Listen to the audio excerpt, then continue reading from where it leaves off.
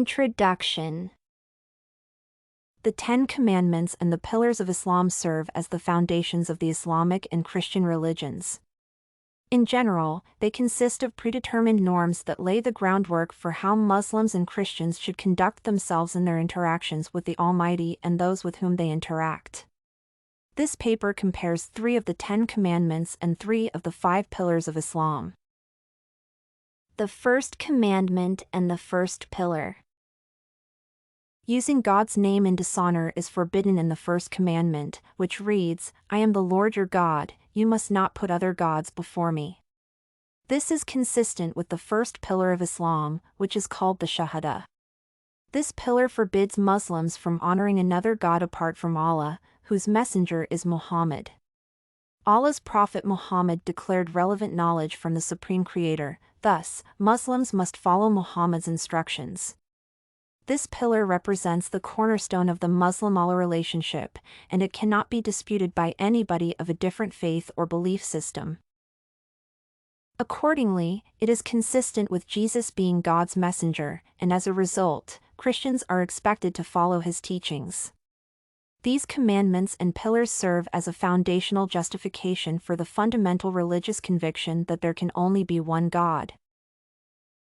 The third commandment and the second pillar.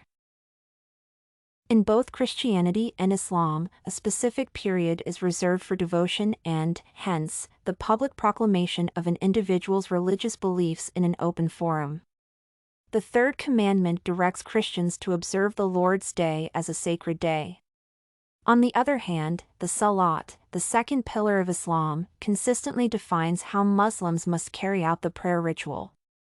It outlines 5 prayer periods every day, which must be directed toward the compass bearing of Mecca. In this way, all devotion is due to God or Allah, as he establishes the norms guiding human connections and responsibility to one another. However, evident variations emerge when the two are compared in that in Christianity, the holy day is dependent on the different branches of Christianity, whereas, in Islam, it is consistent. Moreover, the second pillar stipulates a time of worship, unlike the third commandment.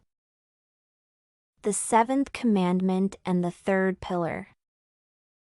In the subsequent commandments, Christians are reminded of their responsibilities, which include prohibitions against slaying and immorality as well as robbery, false testimony, desiring another woman, and coveting another's wealth. However, while they are also not seen favorably in Islam, perhaps the sole pillar that concerns day-to-day conduct is the third pillar called the zakah. This pillar addressed the need to give alms, tithe, or donations. More broadly, it can be associated with the seventh commandment, which forbids Christians from stealing what is not theirs. In addition, this commandment forbids any form of cheating or behavior that deprives others of their rights or property. It also instills responsibility, such as paying taxes to the state.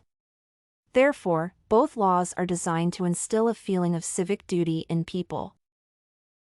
The Islamic and Christian religions are both established on the pillars of Islam and the commandments. These form the fundamental laws governing how islands and Christians should behave towards each other and how they should be related to Allah or God. Therefore, those who break these specific norms are guilty of sin. They must make amends to the Supreme Being, which necessitates their acknowledgement of the respective teachings about their mistakes. StudyCorgi.com has everything you need for successful studies. Writing tools, informative articles, and essay samples. Come check it out!